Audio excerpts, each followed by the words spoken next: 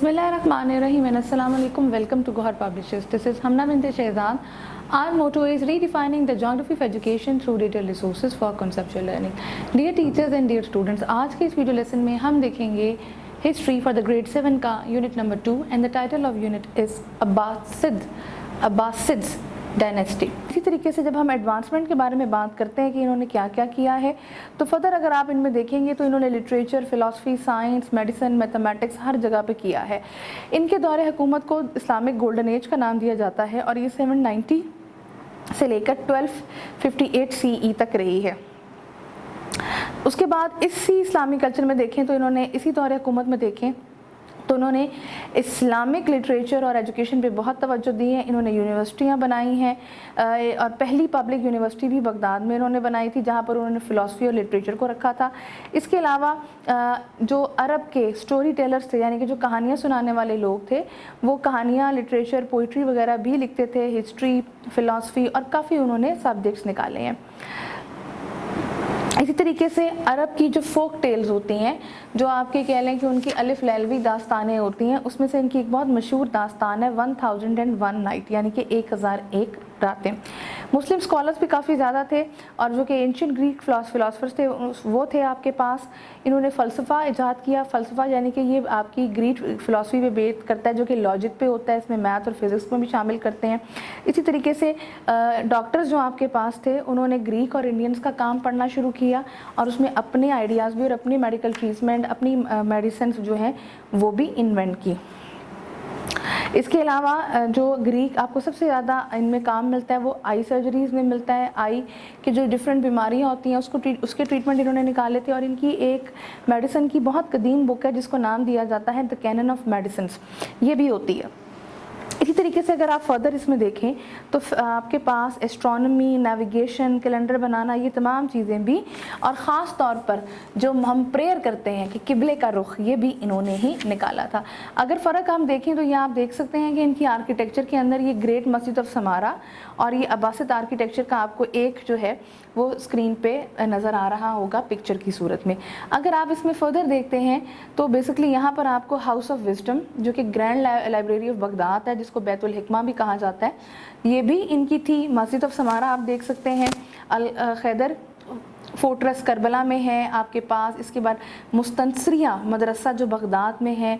अबू दुलाफ मस्जिद समारा भी इनकी बनाई हुई है। फ्राइडे मस्जिद ऑफ दमगान भी इनकी है। मस्जिद ऑफ इब्न तलून जो कि कैरो इजिप्ट में है वो भी इनकी है। The nine dome mosque Balkh में भी इनकी है। मुस्तनसरिया मदरसा बगदाद में भी इनका है। ये वो फेमस बिल्डिंग है जो कि मासिस ने बनाई थी। इसके अलावा अगर देखें तो आपने जब तालीम में काम किया तो तालीम में आपके बासित ने ज्योमेट्री, जिसमें इंडियन, ग्रीक और चाइनीज़ ज्योमेट्री है, जिसके अंदर ट्रिग्नोमेट्री भी आती है, वो भी जो है उस पर काम किया। इसके अलावा अलजबरा के पायनियर आपके पास जो थे ये हमारे अब्बासिद थे। इसके अलावा अगर हम देखें फर्दर अल-ख्वारिज़मी भी यहीं से ताल्लुक़ रखते थे और आपके अरेबिक न्यूमरल सिस्टम को बनाने वाले भी, जो कि अरेबिक न्यूमरल सिस्टम हम इस्तेमाल करते हैं आज तक, वो भी बेसिकली अब्बासिद का ही था। इस्लामिक बेसिकली अगर हम आर्ट के बारे में बात करें तो इन्होंने, आपको स्क्रीन पर नज़र आ रहा होगा कि ये बेसिकली जो आपका वुडन वर्क है ये अब्बासिद का ही आर्ट है। इन्होंने बेसिकली अरब सीख, जिसमें फूल और पत्ते होते हैं, वो निकाले हैं। देन आपके पास टेलस्टेशन, जिसको ज्योमेट्रिक पैटर्न कहा जाता है, वो निकाले हैं। देन कैलीग्राफी, जो कि हैंड राइटिंग का एक तरीका है, ये तमाम आपके पास आपको नज़र आते हैं बेसिकली अब्बासिद के आर्ट में। इसके अलावा आपकी सिरामिक पेंटिंग्स, मोज़ैक्स, ये तमाम चीज़ें भी हमें अब्बासिद से ही मिलती हैं। अब हम देखते हैं अब्बासिद हुकूमत बेसिकली गिरी कैसे है। अगर हम बात करते हैं कि जो कि 1200 के शुरू में बेसिकली जब मंगोलों की जो है ज़रा आना शुरू हुआ और वो ईस्टर्न एशिया में आना शुरू हुए, तो उन्होंने बेसिकली पहले चाइना पे कब्ज़ा किया, फिर उसके बाद वो वेस्ट से मिडल ईस्ट की तरफ आना शुरू हुए। जब वो वेस्ट से मिडल ईस्ट की तरफ आना शुरू हुए तो जब और आहिस्ता आहिस्ता वो बगदाद आए। जब वो बगदाद आए तो वहाँ पर आपका वो बगदाद बेसिकली दारुल हुकूमत था आपकी, जो अब्बासिद की सल्तनत थी उसकी। उन्होंने वहाँ पर जो है वो तकरीबन 2 से कम हफ्तों में इसको फ़तह किया और वहाँ पर कब्ज़ा कर लिया। अब अगर हम इसके बारे में बात करें हैं تو اس کے بعد دوبارہ 1261 میں اب انہوں نے بیسیکلی کائرو ایجپٹ کے تھرو جو ہے عباسد نے اپنی سلطنت واپس لے لی تھی، اور پھر اس کے بعد 1517 تک انہوں نے حکومت کی ہے۔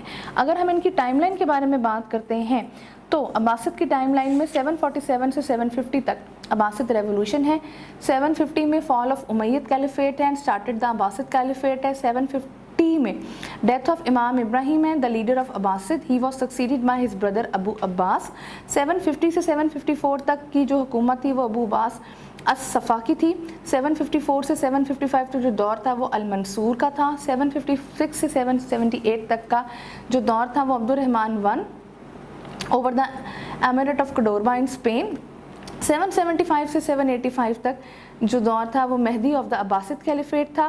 دین 785 سے 786 الہادی، 786 سے 809 تک ہارون الرشید، دین 809 سے 813 تک الامین، 813 سے 833 تک المامون۔ پھر ہم اس کے بعد دیکھتے ہیں 833 سے 842 تک المتسم، 842 سے 847 تک الواتق، 847 سے 861 تک المتقول، 861 سے 862 تک المنتصر، 862 سے 866 تک پھر المستین، دین 868 سے 869 تک الممتاز، 869 سے 870 تک المحتدی، 870 سے 892 تک المتمد، 892 سے 902 سے المتدد، 902 سے 1258 تک آپ کے پاس مقتفی، مقتدر، القاہر اور کافی دور جس میں آتے گئے، اور 1200 میں منگول آ گئے تھے اور یہ بیسکلی انہوں نے بغداد پر قبضہ کر لیا تھا۔ آئی ہوپ آپ کو آج کا ویڈیو لیسن پسند آیا ہوگا۔ ایک نئے ویڈیو لیسن کے ساتھ ہم پھر ملیں گے، تب تک کے لیے اللہ حافظ۔